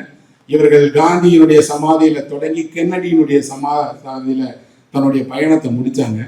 2.5 வருட காலம் இதை ஒரு நூலாக எழுதியிருக்காங்க. என் கல்லூரி நாட்களில் நான் இதை படிக்கும் போது நான் விரும்பிய பாதை அதுதான். சதீஷ்குமார் போன்று நடந்து போக முடியும்னா நான் நடந்து போகட்டா கூட பரவாயில்லையே, அப்படி பயணம் மேற்கொள்ளலாமே, புதிய புதிய இடங்களை பார்க்கலாமே. ஏன்னா நீங்க இந்தியாவில் பிறந்திருக்கீங்கன்னா உலகிலேயே மிக மிக மிக அழகான ஒரு நாட்டில் பிறந்திருக்கீங்கன்னு அர்த்தம். நீங்க இன்னும் அதை பார்க்கறதுக்கு வயது இருக்கு. என்னுடைய 20 வயதுகளில் நான் வீட்டை விட்டு கிளம்பும் போது நினைச்சேன், இந்தியாவுக்கு குறுக்கு நெடுக்கமாக பல தடவை போகணும் அப்படின்னு போய் பார்த்துருக்கிறேன். பேரழகான இடங்கள் இருக்கு. ஆண்டு முழுவதும் மழை பெய்து கொண்டே இருக்கக்கூடிய ஒரு சிறப்புஞ்சி இங்கே தான் இருக்கு நண்பர்களே. ஆனா நீங்க உங்க வாழ்க்கையில போய் பார்க்கணுமா இல்லையா? மிகப்பெரிய பாலைவனம் இங்கே தான் இருக்கு. எவ்வளவு பெரிய பெரிய நீர்வீழ்ச்சிகள். எப்போவாவது நீங்க சத்தீஸ்கருக்கு போனீங்கன்னா சத்தீஸ்கர்ல இருக்கக்கூடிய நீர்வீழ்ச்சிகளை போய் பாருங்க. எவ்வளவு அழகழகான நீர்வீழ்ச்சிகள், இயற்கை காட்சிகள், வேறுபட்ட மக்கள், வேறுபட்ட உணவு, வேறுபட்ட பழக்கங்கள் எல்லாம் தாண்டி நான் மறக்க முடியாத காட்சிகளை பார்த்துருக்கிறேன். நீங்கள் ஒரு பூட்டானுக்கு போனீங்கன்னா, மேகாலயாவுக்கு போனீங்கன்னா, லடாக் போனீங்கன்னா, அங்கே இருக்கக்கூடிய இயற்கை காட்சிகளை பார்த்தீங்கன்னா நீங்கள் அப்படியே ஒரு பறவை மாதிரி பறப்பீங்க. அவ்வளோ அழகழகான இடங்கள், மக்கள், உணவு, பழக்க வழக்கம் இருக்கக்கூடிய ஒரு நாட்டில் இருந்துட்டு நான் வேலைக்கு யாராவது இன்டர்வியூ கூப்பிட்டா பாம்பேக்கு போவேன், ரூம் போடுவேன், வேலையை முடிச்சுட்டு திரும்பி வந்துடுவேன் அப்படின்னா நீங்கள் உண்மையில் அறியாமையில் இருக்கீங்கன்னு அர்த்தம். நீங்கள் உங்கள் வாழ்க்கையில் ஒரே ஒரு முறை நீங்கள் பிரம்மபுத்திராவை பாருங்கள். நான் பார்த்தேன் நண்பர்களே, பிரம்மபுத்திராவின் குறுக்க படகுல போனேன். பிரம்மபுத்திரா என்பது ஒரு நதி அல்ல, ஓடுகிற கடல். உங்க கண்ணு முன்னாடி ஒரு கடல் ஓடிட்டு இருக்குது. குறுக்காக 1.5 மணி நேரம் படகுல போகணும்னா அது எவ்வளவு நீளமான நதின்னு பார்த்துக்கோங்க. அப்படி கண் கொள்ளாம இருக்கு. அந்த நதியில ஒரு படகுல நான் போறேன். கொஞ்சம் கொஞ்சமா நாங்கள் ஒரு கிராமப்புறத்தை நோக்கி அந்த படகு போயிட்டே இருக்கு. கிராமப்புறத்தில் ஒரு எளிய நூற்றாண்டை கடந்த வாழ்க்கை அப்படியே இருக்கு. அங்க இருக்கக்கூடிய பிள்ளைங்க இதே போல படகுல பள்ளிக்கூடத்துக்கு போயிட்டு வந்துட்டு இருக்கிறாங்க. வணிகர்கள் இருக்கிறாங்க. சின்ன சின்ன சின்ன சின்னதான அத்தனை இயக்கங்களும் இருக்கு. நான் அப்ப நினைச்சுக்கிட்டேன், எங்கேயோ மழையே பெய்யாத ஒரு கரிசல் கிராமத்துல பிறந்து வளர்ந்த நான் பிரம்மாண்டமான பிரம்மபுத்திரால போறேன் அப்படின்னா இந்தியாவை தவிர வேறு எங்குமே இவ்வளவும் சொற்ப காசுல கிடைக்கவே கிடைக்காது. நீங்க வேற நாட்டுக்கு போனீங்கன்னா அதுக்கு பெரிய பணம் கொடுக்கணும். ஆனா இங்க பணம்லாம் கொடுக்க வேண்டாம். நீங்க செலவு பண்ணக்கூடிய ஒரு 1000-2000 ரூபாய்க்குள்ள இங்க இருந்து இவ்வளத்தையும் பார்த்துடலாம். இவ்வளவு இருக்கக்கூடிய இந்த இயற்கையை நீங்கள் பார்த்தால், இதை பற்றி நீங்கள் படித்தால் உங்களோட ஆளுமை கொஞ்சம் கொஞ்சமாக மாற தொடங்கிடும். உங்க ஆளுமையே என்ன ஆகும் அப்படின்னீங்கன்னா, என்னெல்லாம் உங்களுக்கு இங்க தயக்கமா இருந்ததோ அந்த தயக்கம் எல்லாமே கொஞ்சம் கொஞ்சமா எல்லாம் போயிடும். 5 உலகத்தினுடைய மதங்கள் இருக்கு. இந்த 5 மதங்களுடைய மிக முக்கியமான எல்லாமும் இந்தியாவில தான் உருவானது. புத்தர் பிறந்த இடம் இங்கதான் இருக்கு. நீங்க உங்க வாழ்க்கையில அந்த ஞானம் அடைந்த நீங்க புத்தர் ஆகிறீங்களா இல்லையான்னு தெரியாது. ஆனா புத்தர் ஞானம் அடைந்த புத்த கையால உங்க காலடிகள் படணும் இல்லை, புத்தர் சுத்தி அடைந்த இடங்களை பார்க்கணும் இல்லை, சாரநாத்தை நீங்க பார்க்கணும் இல்லை. அப்படி எவ்வளவு இருக்கு நம்மளை சுத்தி இருக்கக்கூடியது. இந்த வாழ்க்கை என்பது உங்களுக்கு கிடைத்த ஒரு மாபெரும் மகிழ்ச்சி. இதெல்லாம் பார்க்கலைன்னா என்ன ஆகும்? ஒரே ஒரு திரைப்படத்தை பார்க்க சொல்லுவேன். நான் சினிமா பார்க்கறது உங்களுக்கு எல்லாருக்கும் பிடிக்கும். நானும் தினம் சினிமா பார்க்குறேன். இட்ஸ் அ ஒண்டர்ஃபுல் லைஃப் அப்படின்னு ஒரு திரைப்படம் இருக்கு. அந்த திரைப்படத்தை இன்றே நீங்கள் உங்கள் வீட்டுக்கு போய் யூடியூப்ல இருக்கு, கலர்லையும் இருக்கு, பிளாக் அண்ட் ஒயிட்லேயும் இருக்கு, எதில் வேணாலும் பாருங்க. பிரான்ஸ் காப்ரா இயக்கின படம் அது. ஏன் அந்த படம் ரொம்ப முக்கியமானதுன்னா, அந்த படம் ஒரு அடிப்படையான கேள்வியை கேட்குது. கிறிஸ்மஸ் கொண்டாடுவதற்கு வசதி இல்லாமல் கஷ்டப்பட்டுட்டு இருக்கிற ஒரு மனிதன், நாளைக்கு விடிஞ்சா கிறிஸ்மஸ் கையில் காசு இல்லை, மனைவி பிள்ளைங்க தவிக்கிறாங்க, கொண்டாட்ட நாளின் போது கூட என்கிட்ட பணம் இல்லையே நினைச்சு வருந்தி ஒரு பாலத்திலேருந்து குதித்து தற்கொலை பண்ண போறான். பாலத்தின் மீது அவன் நிற்கிறான். அப்போ வான் உலகத்தில் இருக்கக்கூடிய ஒரு தேவதை சொல்லுது, இவ்வளவு நல்ல மனுஷன் ஏன் சாகணும்? அவன் வாழ்க்கையில் ஒரு தப்பும் பண்ணலையே, நல்லவன் தானே. ஒரு நல்லவன் ஏன் இந்த உலகத்தில் இவ்வளவு கஷ்டங்களை அனுபவிக்கணும்? அவன் சாக போறானே, தடுத்து நிறுத்தணும்னு ஒரு தேவதை பூமிக்கு வருது. தடுத்து நிறுத்து. அப்பா வாழ்க்கையில வாழணும் தானப்பா, ஏன்ப்பா சாகுற அப்படின்னப்பா அவன் சொல்றான், என்ன ஒண்ணுமே கிடைக்கலையே, நினைச்ச எதுவுமே நடக்கலையே, இந்த வாழ்க்கையில எனக்கு ஒன்றும் மிஞ்சாத போது என் வாழ்க்கையை முடிச்சுக்கலாம்னு நினைக்கிறேன்னப்போ அந்த தேவதைக்கு சொல்லுது, நீ ஏன் பிறந்தேன்னு உனக்கு தெரியல. நீ பிறந்ததுக்கான காரணத்தை யாரும் இது வரைக்கும் சொல்லவே இல்லை. உங்க அப்பா என்ன சொன்னார்? நீ முதல் பையன் சொன்னார், 2வது பிள்ளைன்னு சொன்னாங்களே தவிர அப்படிலாம் முதல் பிள்ளை 2வது பிள்ளையாலாம் நம்ம எல்லாம் பிறக்கல. நாம் ஒவ்வொருவரும் பிறந்ததுக்கு ஒரு காரணம் இருக்கிறது. அந்த செயலை செய்வதற்காகத்தான் பிறந்திருக்கிறோம். அதை செய்வோம். அது நம்மால் செய்யப்பட வேண்டிய செயல். அதை செய்வதுதான் நம் வாழ்வினுடைய கர்மா அப்படின்னு சொல்லுது. இவருக்கு புரியல. சும்மா அப்படியெல்லாம் கதை விடாத. என் வாழ்க்கையில நான் என்ன ஆகணும்ப்பா, இப்போ ஒரு வித்தியாசம் பார்க்கலாம். உன் வாழ்க்கையை நீ இப்ப திரும்பி பார்க்க போற. எப்படி பார்க்க போற அப்படின்னா, நீ பிறக்காவிட்டால் உன் வாழ்வில் உங்க குடும்பத்துல என்ன நடந்திருக்குங்கிறத நீ பார்க்க போறேன்னு சொல்லுது. இப்போ இந்த வீட்டில் இவன் பிறக்கல. இவன் பிறக்காததுக்கு பதிலாக அந்த இடம் காலு. முதல் பையன் இருக்கான், இவன் 2வதா பிறந்தான். 3வது ஒரு பையன் இருக்கான். 2வது இல்லை, உங்களுக்கு இப்போ அப்பா அம்மாவுக்கு 2 குழந்தைகள் தான். இப்போ அந்த தேவதை சொல்லுது, நீ பிறக்காதனால என்ன விளைவு ஏற்படும் பாருன்னு. சின்ன வயசுல இவனுடைய தம்பி ஆற்றுல ஓடி போறான். தவறி விழுந்த போது இவன் தான் காப்பாற்றினான். இப்ப இவன் தான் பிறக்கலையே, அப்ப என்ன நடக்கும்? அவன் தம்பி இறந்துட்டான். இப்ப அந்த தேவதை சொல்லுது, உன் தம்பியை காப்பாற்றுவது கூட உன் வாழ்வினுடைய கடமையா இருக்கலாம், அதுக்காக பிறந்திருக்க நீ.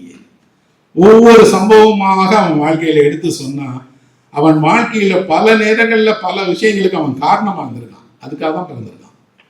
இப்போ அவன் கேட்கிறான், இதெல்லாம் சரி, நான் இல்லாவிட்டால் என் மனைவி என்ன இருப்பாங்கன்னு கேட்கிறான்.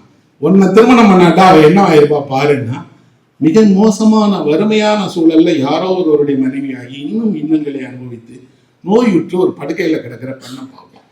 ஐயோ என் மனைவி இப்படி இல்லாம ஆயிருப்பான்னப்போ அந்த தேவதை சொல்லுது, எல்லாரோட வாழ்க்கைக்கும் ஒரு காரணம் இருக்கு. இந்த காரணத்தை நீ பார்த்துட்டே இல்லை, இப்போ இருந்து நீ என்ன பண்ணு, உன்னோட வாழ்வினுடைய பாதையை நீ உருவாக்கு, அது நடந்து போ, வெற்றி அடைவாயின்னு சொல்லுது. அவன் அன்னைக்கு வீட்டுக்கு போறான், படுத்துடுறான். அன்று இரவு அதே நகரத்தில் வசிக்கக்கூடிய அவனுடைய நண்பர்கள் எல்லாம் ஒன்று சேர்ந்து என்ன நினைக்கிறாங்கன்னா, எப்பா நம்ம கூட ஃப்ரெண்டாக தானே இருந்தான், அவன் ஏன் கஷ்டப்படுறான், அவனுக்கு ஏதாவது செய்யலாமே என்று அவனுடைய பல்வேறு நண்பர்கள் வீட்டுக்கு கொண்டு வந்து பரிசாக வச்சுட்டு போறாங்க. விடிந்து எழுந்து பார்த்தால் அவன் வாழ்க்கையில் அவன் கொண்டாட வேண்டிய எல்லா பரிசும் இருக்கு. இப்போ அந்த தேவதை சொல்லுது, உன் வாழ்க்கையில் நீ பிறந்ததுக்கான நிறைய காரணங்கள் இருந்தாலும் அந்த காரணங்களை நிறைவேற்றுவதற்காக இத்தனை நண்பர்களையும் சேர்த்து பிறக்க வச்சிருக்கோம். அதனால நீ மட்டும் பிறக்கல, உன் நண்பர்களும் வாழ்க்கையில உனக்காக பிறந்திருக்கிறாங்கன்னு சொல்லுது. அது really it's a wonderful life. அந்த படத்தை பார்க்கும்போது ஒவ்வொரு ஆண்டும் அமெரிக்காவில் கிறிஸ்மஸ்க்கு முதல் நாள் அந்த படத்தை எல்லாரும் பார்க்குறாங்க. குடும்பம் குடும்பமாக பார்த்து கண்ணீர் விடுறாங்க. ஏன் அப்படின்னா மனிதர்கள் ஒருவருக்கு ஒருவர் காட்டுகிற அக்கறையும் அன்பும் எவ்வளவு மேலானதுங்கிறத இதோட எப்படி செய்ய முடியும். அந்த திரைப்படம் என்னைக்கோ வெளியாக இருக்கு, எங்கேயோ நான் ஒருத்தன் பார்க்குறேன். பார்க்கும்போது அது என் வாழ்க்கையை, என் பிறப்பை, அதுக்கான காரணத்தை சொல்லுது. அப்படின்னா நம்ம எல்லோருக்கும் ஒரே போல நாள் வழங்கப்படுகிறது, ஒரே போல பிறந்திருக்கிறோம், ஒரே போல பொருளாதாரம், ஊர், வாழ்க்கை விதம் வேற வேறையா இருக்கு. ஆனால் நம்முடைய கனவுகளை நாம் அடையணும்னு விரும்பினா நண்பர்களோட நம்மளுடைய தனித்திறன்களால் வெல்ல முடியுங்கிறது தான் அந்த திரைப்படமும் சொல்லுது. ஒன்றை சொல்லி என் உரையை நான் முடிக்கிறேன். என்ன அப்படின்னா, நீங்கள் இராணுவத்திலேயோ போலீஸ் டிபார்ட்மெண்ட்லேயோ இருந்தீங்கன்னா நீங்கள் சாதனைகளை செய்தால் உங்களுக்கு ஒரு பதக்கங்கள் கொடுப்பாங்க, ஸ்டார்ஸ். எத்தனை ஸ்டார்ஸை போட்டிருக்கீங்க இதை பார்த்து மரியாதை இருக்கும். இவர் இராணுவத்தினுடைய எந்த பதவியில் இருக்கார், எத்தனை ஸ்டார் இருக்கு, போலீஸ் அதிகாரியாக இருக்கார், எத்தனை ஸ்டார் இருக்குன்னு பார்ப்பாங்க. அப்படி நம்ம எல்லாருக்குமே 3 ஸ்டார் வழங்கப்பட்டிருக்கு. நீங்கள் அதை பார்க்கல, நான்லாம் அந்த ஸ்டாரை பார்த்துக்கிட்டே இருக்கிறேன். முதல் ஸ்டார் என்ன அப்படின்னு பார்த்தீங்கன்னா அமைதி, நிதானம், அல்லது பேச்சை குறைச்சிட்டு நீங்கள் நிசப்தமாக இருக்குதுங்கிறது தான் உங்களுக்கு வழங்கப்பட்டக்கூடிய முதல் ஸ்டார். நீங்கள் எங்கே பேசணுமோ அங்கே தான் பேசணுமே தவிர எப்பவும் பேசிக்கிட்டே இருக்கக்கூடாது. எப்பவும் பேசிக்கொண்டே இருப்பவர்கள் அவரும் வளர மாட்டார், மற்றவரை வளரவும் விட மாட்டார். அதனால பேசாமல் இருப்பது, மௌனமாக இருப்பதுங்கிற ஸ்டாரை நீங்கள் வச்சுக்கோங்க. நீங்கள் பேச விரும்பினால் பேசுங்க, பேசி முடித்தோடனே திரும்ப மௌனத்துக்குள்ள போயிடுங்க. மௌனம் தான் நண்பர்களே இந்த உலகின் மிக மிக மிக பெரிய ஆயுதம். ஒருவர் மௌனமாக இருந்தால் எதிராளியால் கண்டுபிடிக்கவே முடியாது இவர் என்ன செய்ய போறார், என்ன செய்வார், எப்படி செய்வார். இரண்டாவதான ஒரு மிகப்பெரிய இதே போல ஒரு ஸ்டார் இருக்கு. அது என்ன அப்படின்னா அதுதான் விடாமுயற்சி அப்படின்னு சொல்லக்கூடியது. ஏதாவது ஒன்று நடந்துச்சுன்னா உடனே நம்ம விட்டுறோம், படிக்க வேண்டாம், ஃபெயில் ஆகிட்டோம். அதல்ல, இடைவிடாமல் நீங்கள் முயன்று கொண்டே இருங்க, முயன்று கொண்டே இருங்க. ஏன்னா இயற்கையில் ஒரு பாடம் இருக்கு. ஒரு மரத்தின் கிளை முடைஞ்சிருச்சுன்னா எந்த வைத்தியரும் வந்து வைத்தியம் பார்க்க மாட்டாங்க, மரமே சரி பண்ணி அந்த கிளையை வளர வச்சிடும். இடைவிடாம இயற்கையோடு ஒரு மரம் போராடிட்டே இருக்கு. அப்படி இடைவிடாத முயற்சிங்கிற ஒரு ஸ்டார் அணிஞ்சுக்கோங்க. மூணாவது ஒரு ஸ்டார் இருக்கு, அதன் பெயர் சிரிப்பு. இந்த உலகிலேயே விலை மதிப்பில்லாத மாபெரும் அதிசயமான ஒன்று இருக்கு அப்படின்னா மனிதர்கள் சிரிக்கிறது தான். மனிதர்கள் சிரிப்பதை போன்ற ஒரு அழகு இந்த உலகத்தில் வேறு எதுவுமே கிடையாது. சிரித்த முகங்களை காணுவது, சிரிப்பை வெளிப்படுத்துவது, தேவையான அளவிற்கு சிரிப்பது என்பது மனிதனுடைய மிக அழகான அம்சம். உங்களிடம் சிரிப்பு என்ற ஒன்று இருந்தால் போதும், நீங்க எங்கேயும் ஜெயிச்சிடலாம். ஏன்னா சிரித்த முகத்தோடு ஒருவரை பார்க்கும்போது நமக்கே மகிழ்ச்சி தித்துக்கிறது, எவ்வளோ அழகா சிரிக்கிறாரு, எவ்வளோ அழகா இருக்க ஒரு முகம் அப்படின்னு. ஆனால் சிரிப்பு இல்லாத ஒரு முகம் என்ன ஆகும், அந்த முகத்தை நமக்கு பிடிக்காது. அதே நேரத்தில் சிரிப்பை நீடிச்சுட்டே போனோம்னு வைங்க, பயம் வந்துடும். ஒருத்தர் சிரிக்கிறாரு, சிரிச்சு முடிச்சிடணும், ஒரு அரை மணி நேரம் சிரிச்சுக்கிட்டே இருந்தாருன்னு வைங்க, பயமாயிடும். சிரிப்பு அச்சமாக மாறிடும். ஆனால் சிரிப்பு அழகாக இருக்கணும், நேர்த்தியாக இருக்கணும். இன்னும் சொல்ல போனால் எப்போதெல்லாம் நீங்கள் சிரிக்கிறீர்களோ அப்போது உங்கள் உதடு அல்ல, உங்களுடைய மனம் மகிழ்ச்சி அடையுது. உங்கள் மனம் மகிழ்ச்சி அடைந்தால் அதனுடைய அடையாளமாக புன்னகை வரும். இந்த புன்னகையை பல நேரங்களில் உலகம் உங்களுக்கு தராவிட்டால் கூட நீங்களே உங்களுக்கு கொடுத்துட்டே இருக்கலாம். நீங்களே உங்களை கண்ணாடியில் பார்த்து சிரிச்சுக்கிறீங்க, நீங்களே ஒரு நற்காரியம் செய்யும் போது சிரிச்சுக்கிறீங்க, நீங்களே ஒரு நல்ல உணவு சாப்பிடும்போது சிரிச்சுக்கிறீங்க. அப்போ அந்த சிரிப்பு உங்களுக்கு நீங்களே அடித்துக் கொள்ளக்கூடிய ஒரு பரிசு. இந்த சிரிப்பு, மௌனம், விடாமுயற்சிங்கிற 3 ஸ்டாரை நீங்க குத்திட்டீங்கன்னா உலகத்துல உங்களை வெல்ல யாருமே கிடையாது. நீங்கள் எப்போதுமே வெற்றி பெற்றவர் தான். அந்த வெற்றி உங்களுக்கு நிரந்தரமாக இருக்குன்னு சொல்லி என் உரையை விடைவு பண்றேன்.